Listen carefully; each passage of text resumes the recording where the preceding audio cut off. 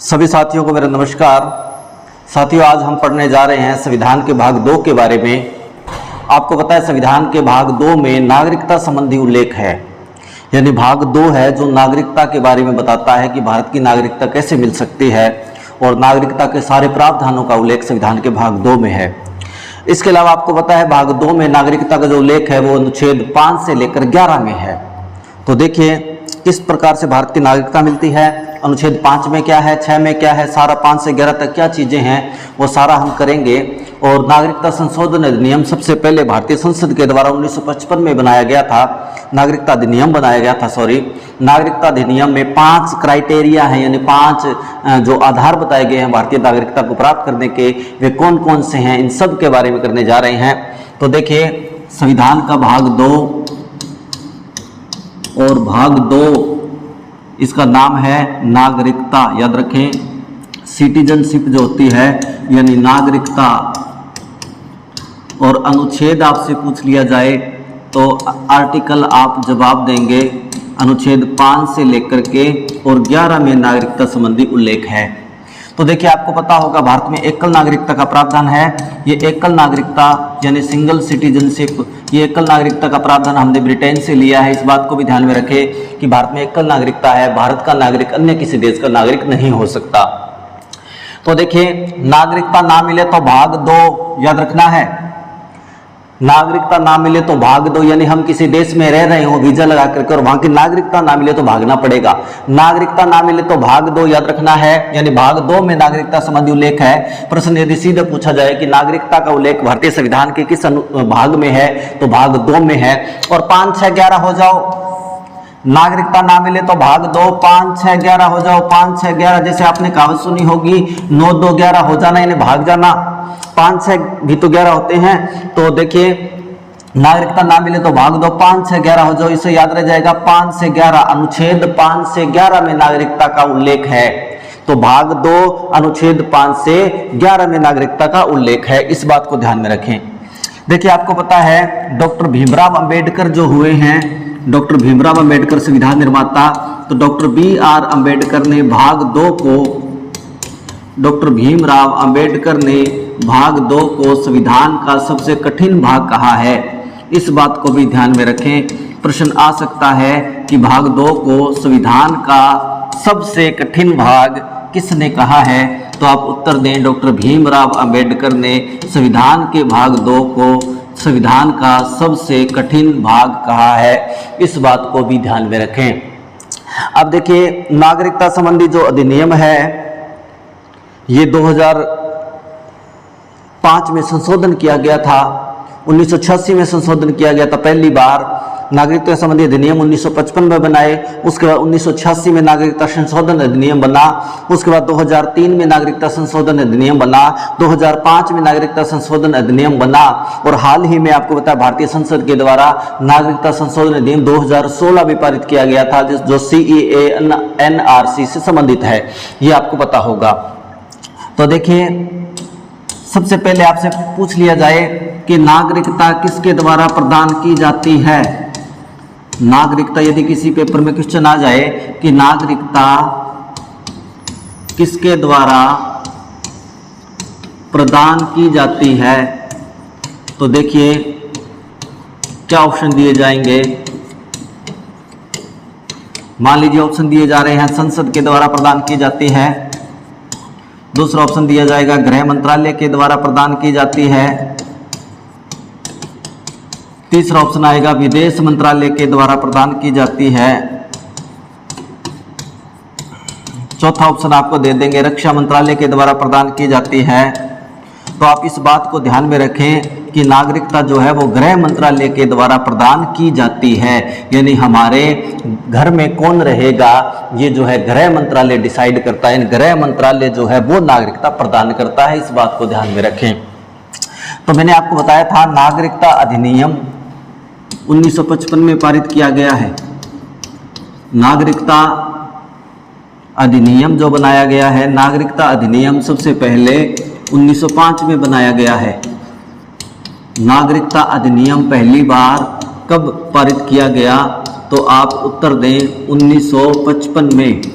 1955 में नागरिकता अधिनियम पारित किया गया और इसमें 5 आधार बताए गए हैं। भारतीय नागरिकता किस प्रकार मिल सकती है, 5 आधार बताए गए हैं। देखिए 5 आधार कौन कौन से हैं। एक तो है जन्म से यानी जिसका भी जन्म भारत की भूमि पर हुआ हो वो कभी भी ये प्रूव कर दे, डॉक्यूमेंट्स के द्वारा ये प्रूव कर दे कि उसका जन्म भारतीय भूमि पर हुआ था, तो वो जन्म से उसे भारत की नागरिकता मिलती है। जैसे मान लीजिए जिसका भी जन्म जैसे आपको मिली होगी, आप अगर भारत में जन्म हुआ है तो आप भारत के नागरिक हैं। इसके अलावा कोई विदेशी कपल भी अगर भारत में घूमने आता है, उस बच्चे का उस दौरान अगर बच्चे का जन्म भारत की भूमि पर हुआ हो और वो बर्थ सर्टिफिकेट में ये प्रूव कर दे कि फलां जगह भारत में इसका जन्म हुआ, तो गृह मंत्रालय के द्वारा उसे भारत की नागरिकता दी जा सकती है। तो ये जन्म के आधार पर। और दूसरा देखिए वंश के आधार पर। वंश के आधार पर का मतलब हुआ जिस भी कोई भी भारत की अगर नागरिकता लेना चाहता है उसके माता या पिता में से एक भारतीय हो, यानी एक चाहे विदेशी हो लेकिन माता या पिता में से एक अगर भारतीय है तो उसे भारत की नागरिकता मिल जाती है। वो डॉक्यूमेंट में प्रूव करना पड़ेगा। तीसरी देखिए पंजीकरण के आधार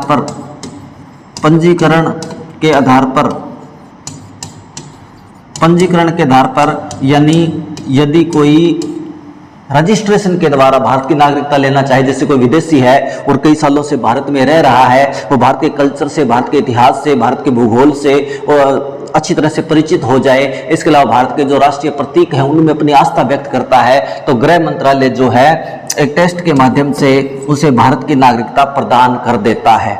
चौथा देखिए क्राइटेरिया क्या है, देशीयकरण के आधार पर यानी कोई विदेशी व्यक्ति भारत में रहने लग जाए और खुद को देसी रंग में रंग दे। जैसे आपने मदर टेरेसा का नाम सुना होगा, भारत में घूमने आई थी मदर टेरेसा, लेकिन इतना भारत की लोगों की सेवा में लग गई और अपने आप को इस तरह से देसी कर लिया, यानी भारत में ही घुल मिल गई, देशीयकरण के आधार पर। इसके अलावा यदि किसी भारतीय जो युवक है यानी व्यक्ति है उसका विवाह किसी विदेशी युवती से हो जाता है तो उसे भारत की नागरिकता मिल सकती है। और पांचवा देखिए भूभाग का भारत में विलय। भूभाग का भारत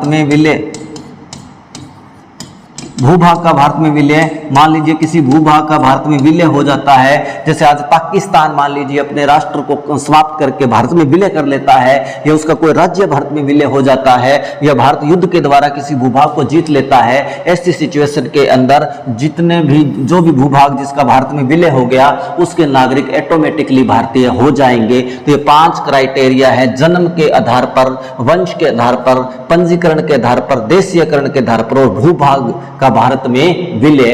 तो इस प्रकार से भारत की नागरिकता मिल सकती है। ये 1955 के नागरिकता अधिनियम में 5 आधार बताए गए हैं।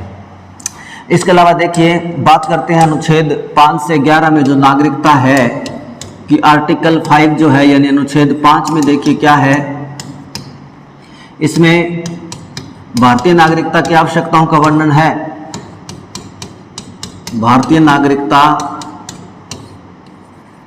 की आवश्यकताओं का वर्णन है कि किस लिए आवश्यक है, भारतीय नागरिकता किस लिए चाहिए। तो भारतीय नागरिकता की आवश्यकताओं का उल्लेख जो है वो अनुच्छेद 5 में है। इस बात को आप ध्यान में रखें। अब देखिए अनुच्छेद 6 जो है इसमें पाकिस्तान से भारत आने वाले नागरिकों की, पाक से भारत आने वाले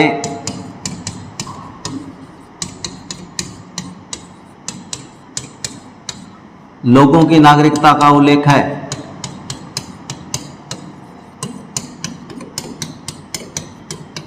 पाकिस्तान से भारत आने वाले लोगों की नागरिकता का उल्लेख है। अनुच्छेद 7 में देखिए भारत से पाकिस्तान जाने वाले, भारत से पाकिस्तान जाने वाले लोगों की नागरिकता का उल्लेख है।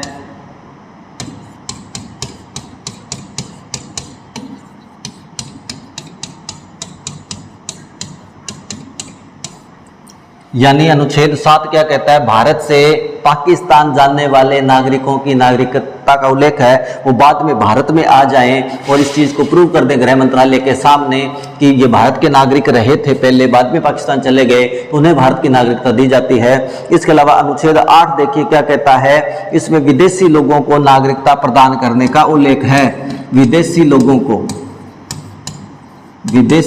को भारत की नागरिकता, विदेशी लोगों को नागरिकता प्रदान करने का उल्लेख है।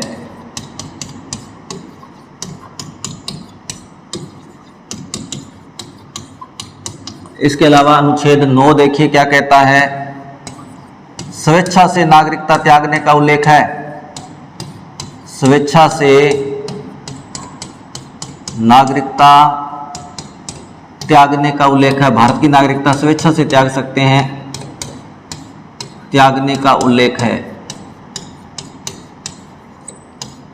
स्वेच्छा से नागरिकता त्यागने का उल्लेख है। अनुच्छेद 10 देखिए क्या कहता है, विशेष परिस्थितियों में नागरिकता के अधिकारों के बने रहने का उल्लेख है। विशेष परिस्थितियों में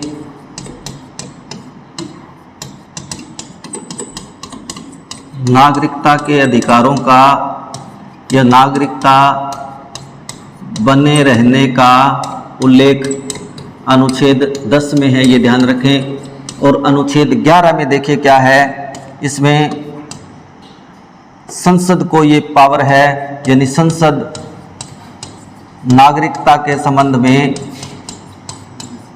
संसद नागरिकता के संबंध में अधिनियम पारित कर सकती है,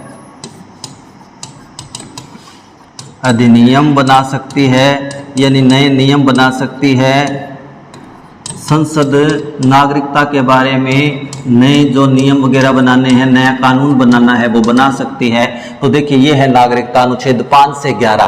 5 में क्या है, भारतीय नागरिकता की आवश्यकताओं का वर्णन है। 6 में पाकिस्तान से भारत आने वाले लोगों की नागरिकता का वर्णन है। अनुच्छेद 7 में भारत से पाकिस्तान जाने वाले लोगों की नागरिकता का वर्णन है। 8 में विदेशी लोगों को नागरिकता प्रदान करने का उल्लेख है, गृह मंत्रालय प्रदान करता है। वो मैंने आपको बता दिया कि भारत के कल्चर, इतिहास आदि से परिचित हो जाए, भारत को अपनी आस्था व्यक्त करता हो, ऐसे लोगों को गृह मंत्रालय भारत की नागरिकता प्रदान करता है। इसके अलावा 9 में देखिए स्वेच्छा से भारत की नागरिकता त्यागने का उल्लेख है। और 10 में विशेष परिस्थितियों में नागरिकता के अधिकारों के बने रहने का उल्लेख है। इसके अलावा 11 में संसद नागरिकता के संबंध में नए अधिनियम पारित कर सकती है, इस बात का उल्लेख अनुच्छेद 11 में है। तो देखिए 5 से 11 नागरिकता।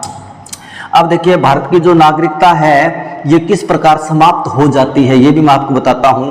तो भारत की नागरिकता कैसे समाप्त हो जाती है, एक तो अनुच्छेद 9 देखिए क्या कहता है, स्वेच्छा से भारत की नागरिकता त्याग सकते हैं। स्वेच्छा से भारत की नागरिकता त्याग सकते हैं और किसी और देश में जाके और जगह जाकर के बस जाते हैं। और दूसरा, ऐसे नागरिक जो किसी दूसरे देश की नागरिकता ले लेते हैं तो उनकी भारत की नागरिकता ऑटोमेटिकली समाप्त हो जाती है। इसके अलावा यदि किसी पर देशद्रोह का आरोप लग जाए और देशद्रोह का आरोप यदि कोर्ट में प्रूव हो जाता है, यानी साबित हो जाता है, तो ऐसी स्थिति में भी वो भारत की नागरिकता उससे छीन ली जाती है। तो ये मैंने आपको बताया।